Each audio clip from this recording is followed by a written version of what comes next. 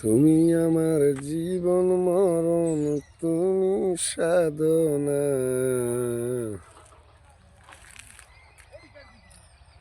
এটা আমাদের সুন্দর একটা ছোট্ট গ্রাম। এই গ্রামটা দেখতে খুব ভালো লাগে। ফসল আর কর্মব্যস্ততার মাঝে আমাদের এই মানুষগুলো অনেক পরিশ্রমী। এরা পরিশ্রম করতে কখনো দ্বিধা করে না এবং পরিশ্রম করতে ভয়ও পায় না।